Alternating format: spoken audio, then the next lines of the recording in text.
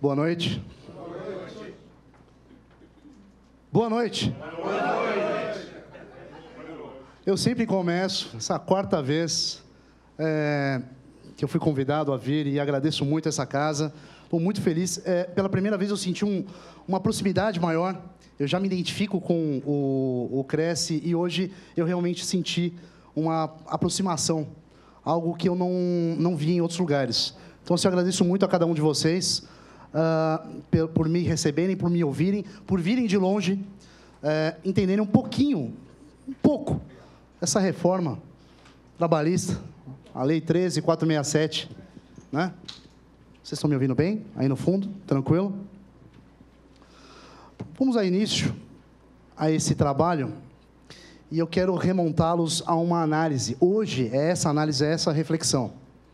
A reflexão que eu trago hoje é uma reflexão para cada um de vocês, seja empregador, seja empregado.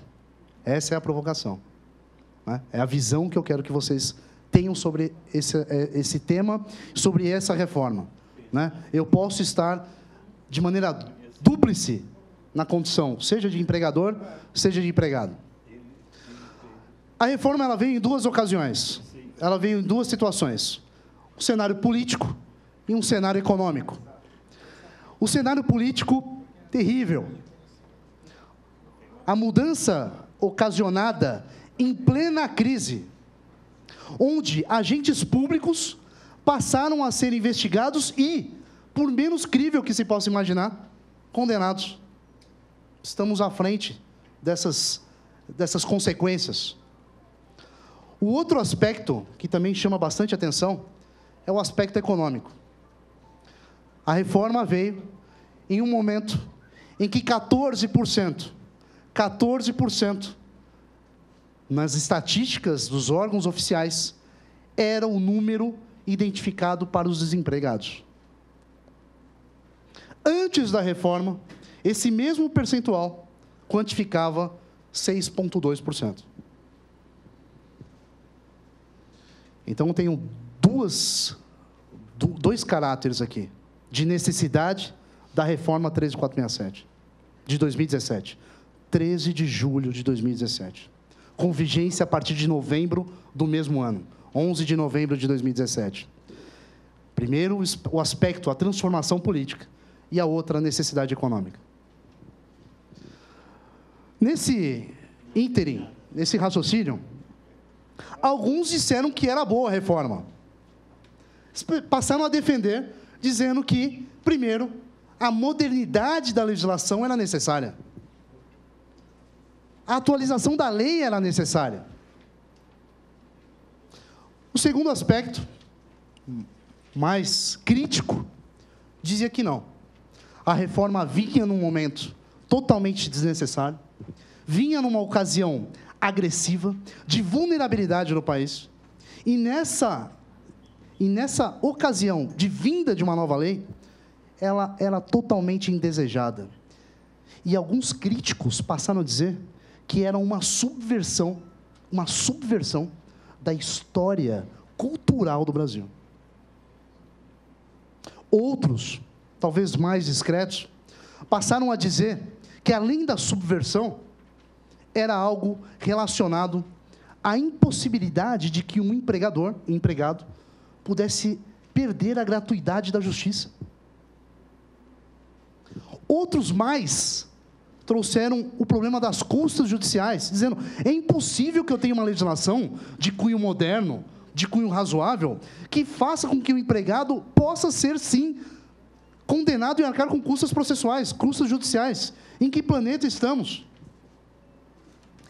E aí, para aniquilar a questão dos críticos, eles disseram que bendita é essa reforma que condiciona o empregado a uma Câmara de Mediação e Arbitragem.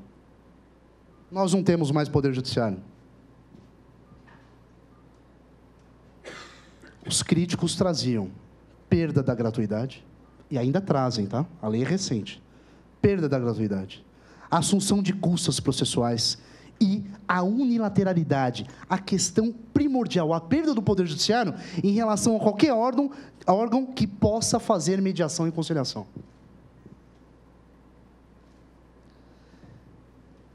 E aí eu tenho uma série de questionamentos, inclusive dos princípios basilares do direito do trabalho. Nas últimas vindas aqui, eu iniciei a palestra com os causos que eu tenho ao longo da minha carreira. Eu fiz só essas primeiras linhas aqui, mas eu tenho que contar um causo.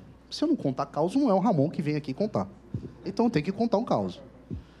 Até para a gente analisar um pouco disso. Senão fica muito jurídico, fica difícil a compreensão da minha realidade.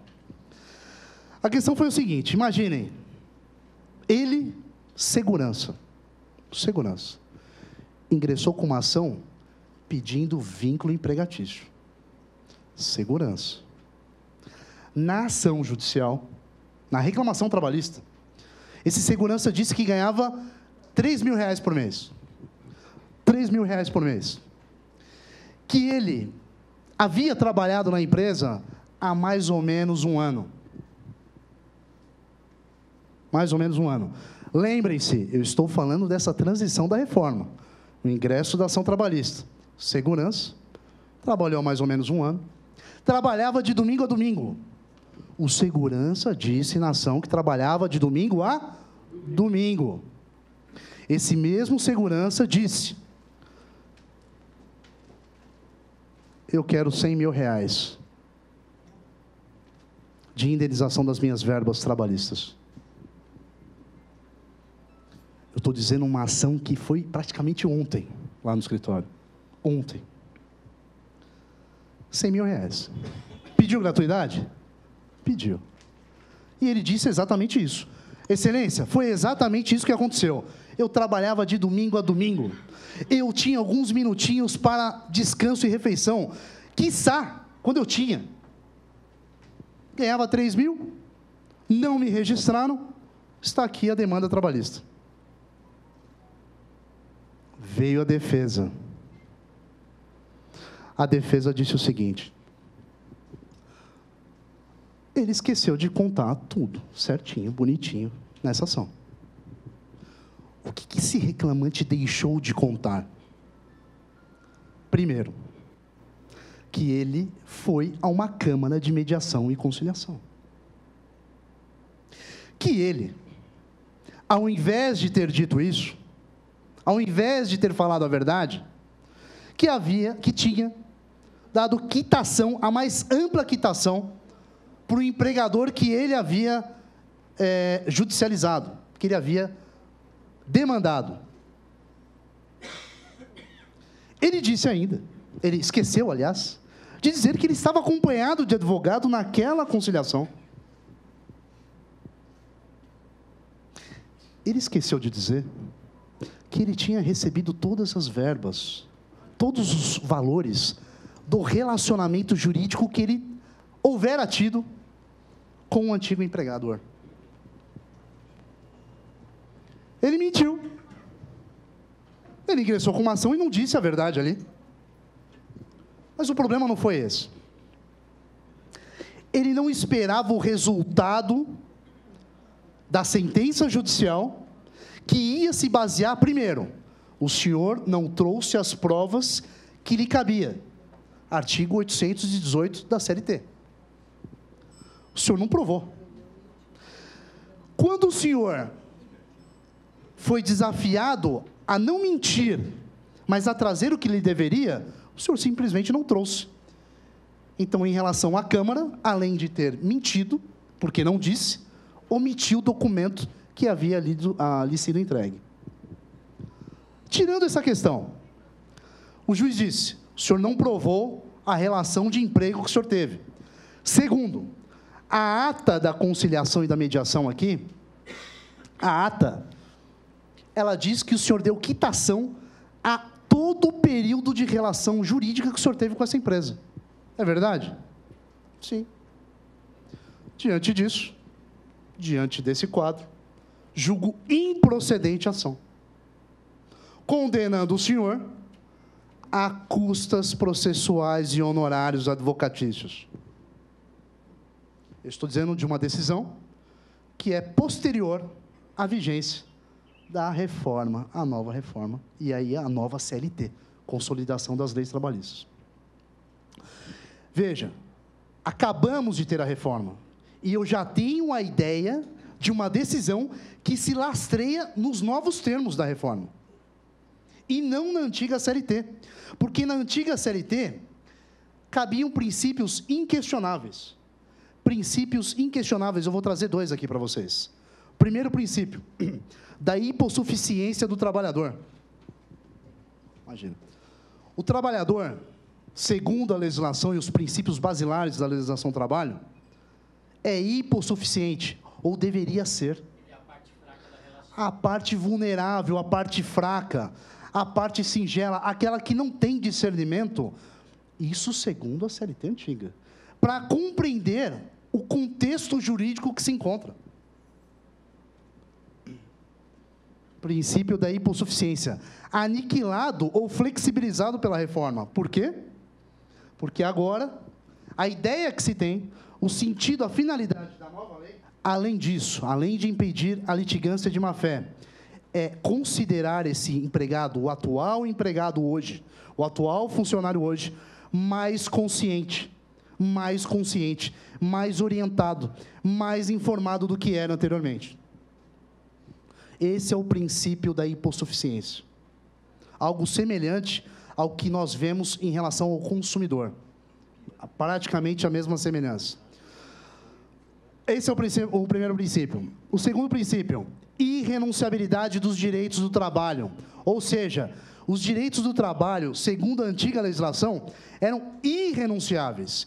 Irrenunciáveis. O funcionário, empregado, porque é vulnerável, não deveria renunciar aos direitos e não poderia fazer isso de forma alguma, porque prevaleceria sempre, na maior parte das decisões, eu digo sempre, a maior parte das decisões, irrenunciabilidade de direitos. Antigamente, pouco antes de se pensar da reforma, tínhamos as comissões de conciliação prévia, algo semelhante às reuniões que fazem com pessoas credenciadas para fazerem os acordos. Essas comissões de conciliação prévia praticamente eram desnecessárias porque ninguém ia. O empresário pensava, eu não vou, ele vai me processar. Ele pode processar sem consequência alguma. E eu ia com os meus clientes, muitas vezes funcionários, ex-funcionários. Chegava na audiência de conciliação e não tinha ninguém. Só que as comissões de conciliação prévia eram condições da ação. Se eu não fizesse isso antes, não tinha ação judicial. Então, olha a evolução da lei. Na própria antiga lei trabalhista, eu vinculava inicialmente a necessidade de remeter o problema para as as comissões de conciliação prévia. Pensaram melhor nisso e falaram, não, peraí, eu não vou tornar isso obrigatório. Eu vou submeter um empregado a ir, primeiro, numa comissão de conciliação e depois ter que ingressar porque não teve acordo? E aí o Tribunal Regional do Trabalho flexibilizou essa potência do artigo 625D, que obrigava as comissões. Falou assim, não é obrigatório, não é condição da ação. Agora não. Agora vai se quiser, porque você tem condição de entender. Você tem como compreender, você tem inteligência suficiente para compreender a relação jurídica que você está contido. Essa é a finalidade da lei. As pessoas mudaram, culturalmente mudaram, aprimoraram. Essa é a finalidade. Esse é o caos. Começamos quente. Ainda não falei nada. E a reforma? Ramon, é possível você falar da reforma, de toda ela, hoje, na palestra? Impossível. Não dá. São 100 modificações em dispositivos. Inclusive, cabe aqui um comentário. Eu achei até mais inteligente a reforma da maneira como ela aconteceu nos dispositivos. Diferentemente do Código de Processo Civil, o novo Código de Processo Civil, que modificou totalmente o códex, o código, ele mudou. A norma trabalhista foram aproveitados os dispositivos. Isso foi melhor para a pesquisa, principalmente dos profissionais que trabalham com isso, que já sabiam aí as codificações. Então, assim, ela facilitou nesse sentido de compulsar a legislação. Enfim, mas é possível falar sobre algumas coisas que aconteceram dessa reforma? E eu digo que sim. Uma delas afetou primordialmente os advogados, mas diretamente. Foi uma flechada. Tum! Foi uma flechada. É a busca do judiciário. Então, a primeira reforma, até para a gente cindir um pouco na mente, que ocorreu, ela foi exatamente no ponto de busca do judiciário. Quando se ingressa com a ação. Quando o advogado ingressaram com a ação. Com base no artigo 5º, inciso 35 da Constituição Federal, que é o direito de ação, garantido a qualquer um. Esse direito de ação sofreu uma modificação na CLT. O artigo 840 da CLT. Como é que era o pedido antes? Básico. Sem delimitações. Eu, advogado, era procurado por alguém, ingressava com a ação e, de maneira bem geral, dizia, olha, trabalhou tal data, foi admitido, foi demitido, era registrado, não era registrado, ganhava X, ganhava Y, e quer 50 mil. E aí os matemáticos, principalmente, falaram, como pode? Como pode? Ele não faz cálculo nenhum. E as empresas? Eu não acredito, doutor. Eu recebi uma ação aqui de 50 mil. Esse cara ficou comigo 6 meses. E o duro, doutor, que eu vou ser condenado e vou ter que pagar. E vou ter que pagar. Esse era o pensamento. E o que eu dizia para essa pessoa, para esse empresário? Nada. Não, porque eu tenho outro perfil. Ia para cima. No contexto que nós tínhamos em relação ao direito do trabalho daquela época. Que eu posso dizer assim, daquela época, né? É um ano, mas é daquela época. Nem um ano, mas é daquela época. Enfim, o que dizer para esse empresário? Doutor, eu trabalho, eu tenho que fazer fluxo, eu tenho que ter capital de giro, eu tenho que ter funcionários, eu tenho que pagar os meus fornecedores, eu não tenho capital, estou sofrendo uma ação trabalhista dessa toada, desse montante. Eu não sei como que ele chegou nesse valor. Esse era o antigo 840 da CLT. E aí o que acontece? Visualizaram isso. É a crise, doutor. É a modernidade. Vamos alterar esse ponto. E o artigo 840 se travestiu do novo 840. E diz o seguinte: tem problema no judiciário? Trabalhou e não recebeu? Eu quero saber exatamente o pedido. Eu quero que o pedido seja específico. O fato e o pedido. Eu quero que você delineie, que você especifique o seu pedido. Acabou a moleza. E aí, o que aconteceram com as ações trabalhistas? Caíram, claro. Eu não sei em que terreno eu estou ingressando agora, de interpretações, e, inclusive, meu cliente, que vem de uma história dizendo, eu conheço muita ação trabalhista, doutor. Eu fui preposto de muita ação trabalhista, doutor. Eu quase sou um advogado, doutor. Porque, olha, o que eu conheço de ação trabalhista não é brincadeira. E aí é o seguinte, hoje, se eu ingresso com ação em nome de qualquer pessoa, vamos pensar aqui, o corretor que quer reconhecer o vínculo empregatício, ele tem 2 juízes, vou falar assim, eu não sei como é que acontece aqui, se alguém me questionar, mas são 2 tipos de juízes que podem recepcionar isso e dizer o seguinte, bom, o que eu penso? Eu vou aplicar a lei antiga ou a lei nova? Agora, estou falando agora. Se alguém ingressar com a ação hoje e, de repente, falhar na especificação do pedido, ele primeiro pode encontrar um juiz que seja o legalista literal. Sabe quem que é o legalista literal? É o juiz com a bazuca. Já viu o juiz com a bazuca? Não está nem aí. Ele vai indeferir a petição. Ele vai rechaçar a petição. Ele vai extinguir o processo, julgar improcedente a ação.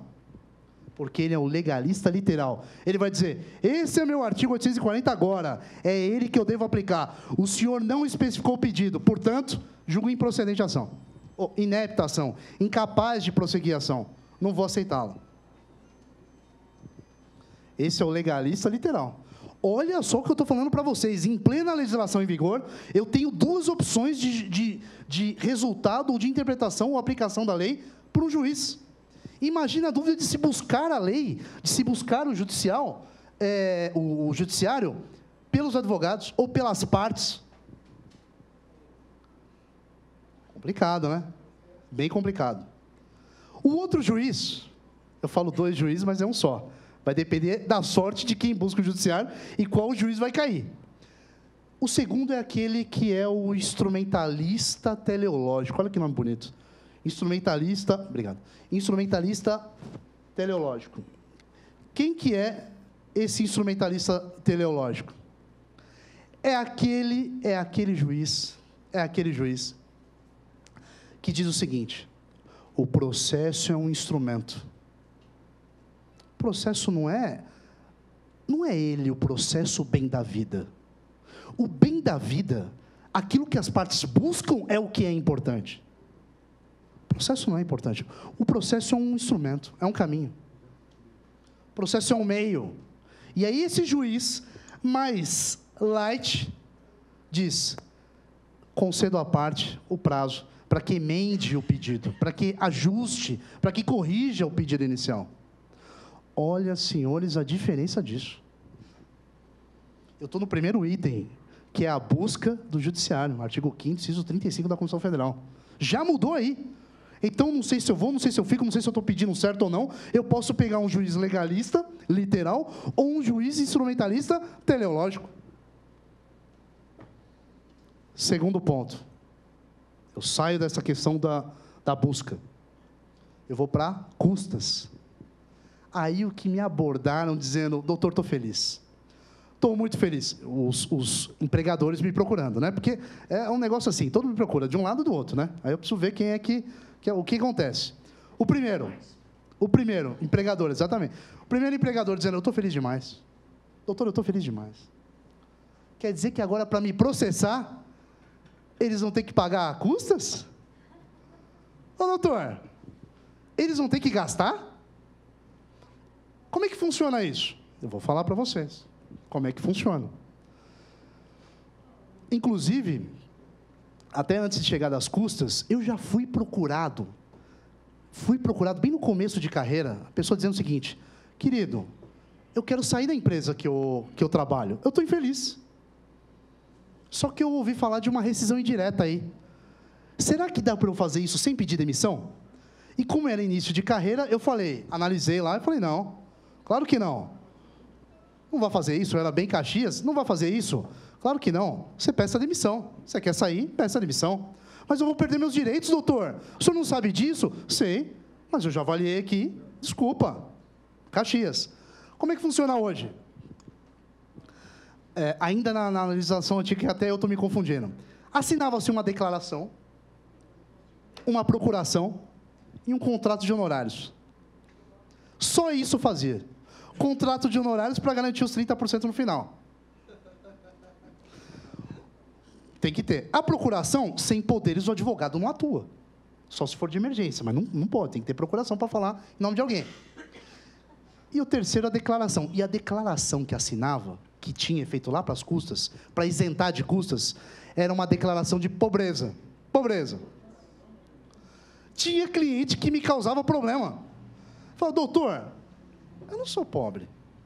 Não faz isso comigo. Não faz isso comigo, doutor. Esse nome é muito feio. Aí eu falei: peraí, deixa eu pensar. Aí eu usei um termo do direito civil para satisfazer o cliente, falando: então tá bom, você não vai ficar com vergonha, eu vou usar a declaração de insolvência, mas eu estava cometendo um erro. Insolvência tem um significado, pobreza tem outro. Aí o cliente olhava e falava assim: legal, gostei. Porque pobre é muito forte, né, doutor? Não é difícil. Mas tá bom. Só assinava isso. Como é que era essa declaração?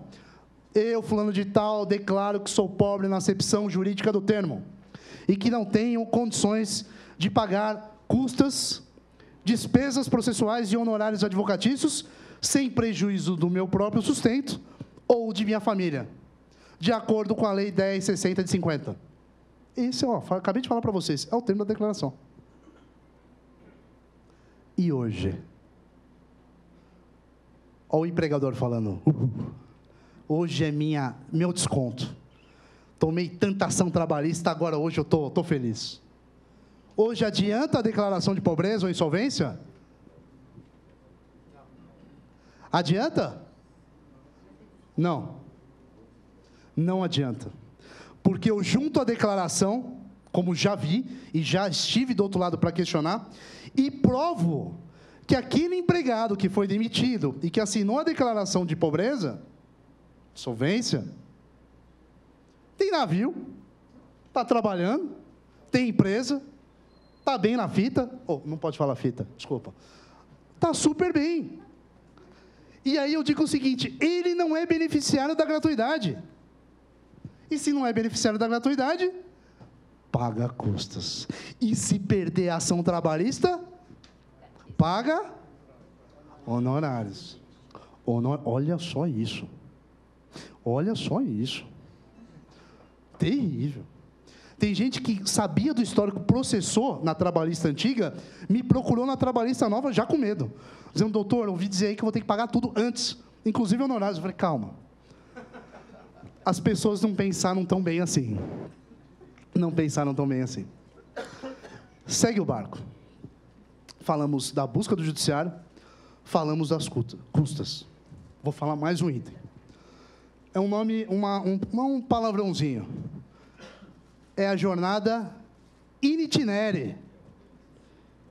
In itinere. Que é isso que mudou do artigo lá 58? É isso? Ou seja, na lei antiga, inclusive eu, Ramon, vivenciei isso. Trabalhei no hospital chamado Nipo Brasileiro, Beneficência Nipo Brasileira. Acho que muitas pessoas devem conhecer. Foi meu primeiro emprego, comecei com 14 anos, na época em que se podia trabalhar nesse país. 14 anos, eu comecei no Nipo Brasileiro. Eu demorava, do ponto do fretado que me encontrava até o Nipo Brasileiro, às vezes 1 hora, 1h30. Trânsito terrível naquela época. Esse tempo, claro, eu saí do Nipo muito bem, né? Agradeço, inclusive, a comunidade nipônica. Eu demorava 1h30 para chegar. Esse tempo que eu levava para chegar, na lei antiga, gerava hora extra. Então, com base na jornada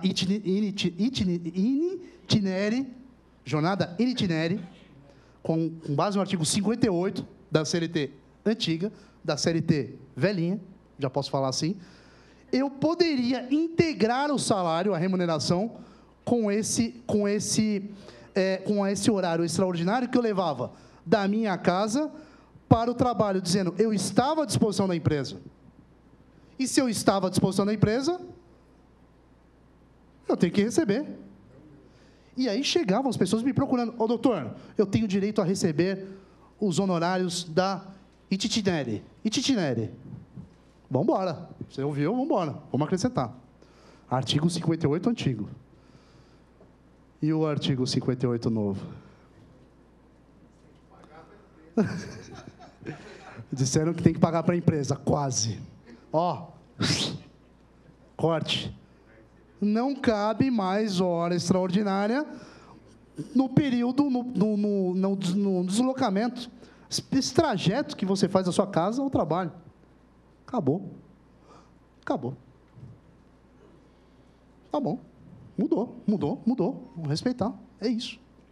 Mas só com relação a essa hora extraordinária, artigo 457 também mudou. Essa foi, eu falei flechada, né? No começo, a primeira mudança para o advogado, essa foi o tiro. No advogado também. Porque essa eu tinha a tese dos dois lados. Tomara que não estejam me ouvindo isso, mas todo mundo está ouvindo, não tem problema. Essa eu tinha a tese para todos os lados. É a remuneração, artigo 457 da CLT. Essa eu tinha armamento para todo lado. O que acontecia ali? Artigo 457, antigo. As comissões, as percentagens, os abonos, as gratificações, todos integravam o salário. Eu nadava de braçada. Como é que é? O senhor era garçom? O senhor recebia um valorzinho lá, tanto do cliente quanto do gerente? Mas como é que era? Era habitual? Recebia todo dia? Opa! Isso não interessa. Então, você não ganhava só um salário mínimo, você ganhava um salário mínimo, mais essas gratificações, integra o salário. Isso reflete no 13º, férias, aviso prévio, tudo. Nadava de braçada no 457. Eu adorava o 457. Eu via o 457 em todo lugar. E, se o advogado fosse procurado por um problema nesse sentido, aí eu também tinha tese, com base nas realidades. Qual era? Espera aí, o empresário, o senhor pagava um prêmio, esse prêmio era mensal? Esse bônus, esse valor, era mensal? O empresário falou, claro que não, doutor. Eu fazia um apanhado geral, quando era no mês de setembro, eu pagava para o funcionário. No mês de setembro, mas era só no mês de setembro. Aí eu usava a tese do prêmio e dizia na justiça, não pode integrar o salário, excelência, porque o prêmio não integra o salário, é o prêmio troféu. E aí eu consegui isentar a empresa, eu te amo, eu também te amo, e acabou. E hoje, no 457 hoje, o 457 tirou o abono, tirou a comissão, eu estou quase chorando, percentagem, tirou tudo. Eu não tenho mais a tese do prêmio troféu. Ou seja, o 457 tiro de bazuca também no advogado, no Ramon. A remuneração. Então, antes eu tinha a expectativa do empregado em relação às comissões, os acréscimos. Hoje não. Beneficiei, de uma certa forma, sim, tinham milhares de ações iludindo o judiciário de que havia, sim, comissões ou gratificações ou abonos, e não existia. De outra forma, havia, sim, o empregador que pagava as comissões, as percentagens, e que isso integrava o salário. Tinha para os dois lados, só que agora cortaram. E aí, a nossa análise. Vale a pena ou não? Aí a crítica e a defesa em relação à Lei 13.467, de 17, a reforma trabalhista. Isso no que tange a remuneração. Então, eu falei do ingresso da ação, vai não. Ingresso da ação, falei das custas, da jornada, falo agora da questão, e aí eu falo da remuneração, que a remuneração, isso me deixou muito triste, mas não é só a questão da remuneração em si, é aquilo que ela permeia em relação ao que você poderia ou não buscar no judiciário. Isso, infelizmente, ou felizmente para alguns, foi utilizado. Enfim, essas foram algumas menções, algumas alterações. Tem sindicato, tem o horário remoto, tem uma série de coisas. Mas, pulando dessa situação, da reforma geral, são 100 modificações, eu não consigo dizer aqui. O que acontece em relação ao corretor? Como é que eu trago essa situação em relação ao corretor de imóveis? Que tem legislação específica, 6530, que houve uma alteração dessa legislação específica, 13.097, de 15. Como é que fica isso? A essência da legislação trabalhista, em muitos aspectos, não mudou. No Mato Grosso do Sul, logo no mês de novembro de 17, no ano passado, Mato Grosso do Sul, fez o seguinte, olha, já que teve alteração da lei, nós vamos considerar a maior parte dos contratos envolvendo corretores de imóvel como autônomos. Contrato civil. Por quê? Porque temos uma base legal. A Lei 13.097 de 15, que alterou a 6530 de 78. Em que aspecto que ela alterou? Dizendo o seguinte, que o corretor de imóveis, na condição de autônomo, pode trabalhar em imobiliários, em locais diferentes, mais de um local, onde ele devidamente criteriza a associação de mais de um local. Essa é uma visão civilista. Essa visão tem uma base no artigo 593 do Código Civil. Civilista. E aí o Mato Grosso do Sul, preocupado com isso, já com base na legislação, falou, não, aqui, o que nós estamos fazendo? Estamos atualizando essa realidade. Estamos fomentando de que o corretor, por conta da legislação, vai fazer um contrato de prestação de serviço, vai se associar aos locais, enfim, ele vai ter o vínculo que ele precisa em relação ao contrato de prestação de serviço. aos contratos civis. Mas aí existe um problema. Eu não estou dizendo que o sindicato de corretores de imóveis do Mato Grosso do Sul ou qualquer outro estado brasileiro esteja errado. Essa é a visão civilista. Civilista. Qual que é a visão civilista? Eu tenho uma prestação de serviço, prestei o serviço, eu quero a contraprestação, eu quero o pagamento dessa prestação de serviço. Essa é uma visão civilista. A preocupação, inclusive pela Lei 13.097, ela permeia os requisitos da relação de emprego. Ou seja, para o corretor empresário, aquele dono de imobiliário, aquele que é autônomo na vida real, aquele que dirige com autonomia o seu próprio trabalho, ok, ele vai fazer o contrato normal. Agora, existe a preocupação, e ela é mantida pela reforma trabalhista de 2017, em relação aos requisitos trabalhistas. Quais são os requisitos? Se esse corretor trabalha com habitualidade, o que é habitualidade? Todo dia para um determinado local. Exclusivo. Se ele trabalha com pessoalidade, ou seja, é ele que vai ao trabalho, ele não consegue mandar ninguém no lugar dele, em substituição. Pessoalidade. Se esse corretor trabalha com onerosidade, ou seja, ele presta o serviço a alguém, e esse alguém lhe paga naquele dia, daquela forma. Se esse corretor é pessoalidade, habitualidade, é subordinado, ou seja, ele não tem a liberdade, ele não tem autonomia, pelo contrário, ele segue ordens. Isso pode caracterizar, sim, a relação de trabalho. Obviamente, eu estou dizendo aqui do direito em tese, ele tem que ser avaliado, apreciado, né? Mas ele pode ser, sim, um funcionário e não um corretor autônomo. E é esse o problema que se pensa, não, agora eu sou autônomo. Não estou dizendo aqui, de novo, que sindicatos, enfim, que procurem a alternativa do contrato de prestação de serviço como solução da relação jurídica. Não estou dizendo que está errado, mas pode sim estar errado, pode ser erro, se esse corretor, apesar de ter feito um contrato, tiver que seguir a habitualidade, a pessoalidade, a subordinação, a onerosidade. Requisitos do artigo 3º da CLT. Faz um pedido bem feito que você vai para a galera. Aí sim. Mas independente de 457, que eu estou traumatizado. Então, assim, a expectativa nesse sentido é dizer para vocês, a reforma, ela trouxe benefícios ou malefícios, enfim, mas essências da legislação anterior, em parte, foram mantidas. E quando eu falo em parte, essências primordiais. Essa é uma delas, do artigo 3º. Se de um lado, o artigo 2º fala do poder de direção do empregador, do outro, o artigo 3º exatamente traz esses requisitos.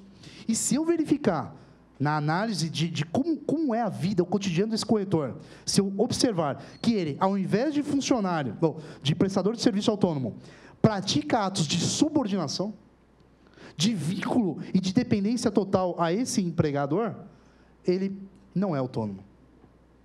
E aí, eu aplico, ou sugiro que apliquem um artigo 9º da CLT, que não foi mudado, e diz sobre a fraude na relação de emprego. Ou seja, é uma aparência de autonomia, é uma aparência de individualidade, mas, na verdade, é trabalho, é vínculo empregatício.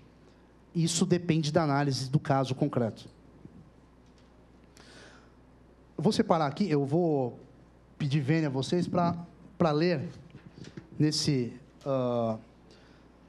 aspecto de reconhecimento as mais recentes jurisprudências que tiveram. Eu separei, inclusive, decisões que foram até antes do término da vacatio legis, que é a vigência, né? A própria vigência, né? Quando a lei entrou em vigor. Uma delas eu separei aqui para vocês. Não incidência das normas que regem a atividade de corretor de imóveis autônomo. Isso é recente, tá? O alcance e aplicabilidade das normas atinentes ao corretor de seguros autônomo, isso é para seguro, e de imóveis não decorre simplesmente do contrato, do instrumento formal que vincula as partes.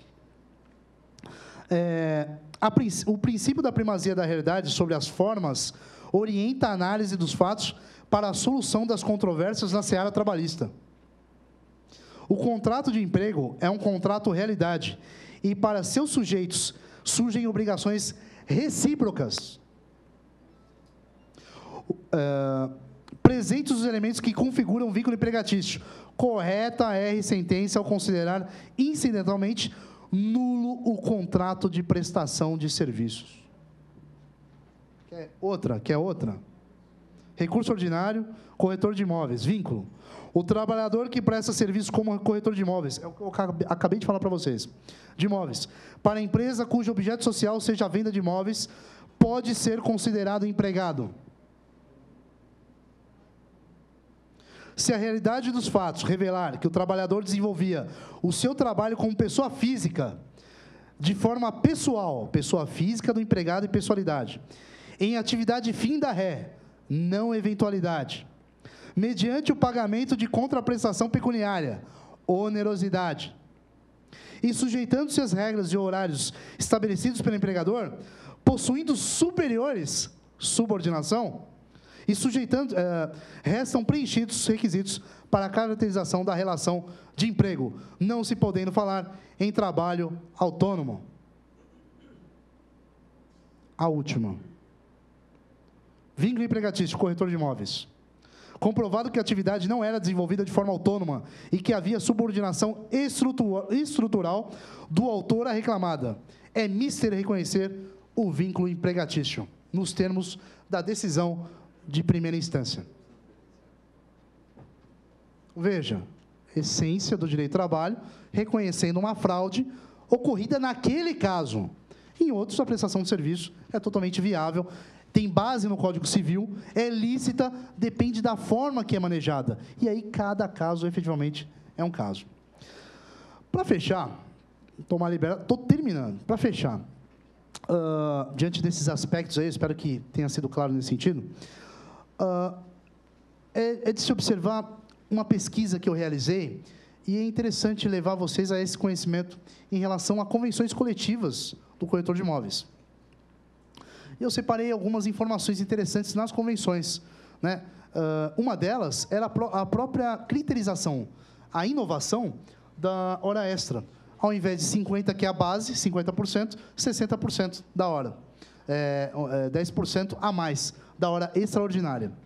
Com relação ao abono do corretor de imóveis também, aquele que trabalha 5 anos, para o mesmo empregador, e aí o corretor de imóveis funcionário, empregado, tem direito a 5% do benefício do salário dele, a partir do momento que ele completa 5 anos para o mesmo empregador. Mas aí são critérios, são pesquisas, são realizações e são convenções, inclusive, que foram alteradas. Mas aconteceram e tiveram uma expectativa das próximas legislações. Uma outra situação era da questão da gestante, com uma licença maternidade de 7 meses, 2 meses a mais do que a previsão da Constituição Federal, artigo 7º, inciso 1, a linha B, se eu não estiver muito enganado, onde a previsão de licença maternidade de 5 meses. Então, dito isso, isso só critérios de pesquisa mesmo, para algumas convenções que preveram isso, e isso acaba sendo interessante. No mais, eu agradeço, espero ter esclarecido um pouquinho a curiosidade em termos de reforma, e, mais uma vez, renovo aqui a minha satisfação e orgulho de ter vindo aqui e servir essa casa. Ok? Boa noite, muito obrigado.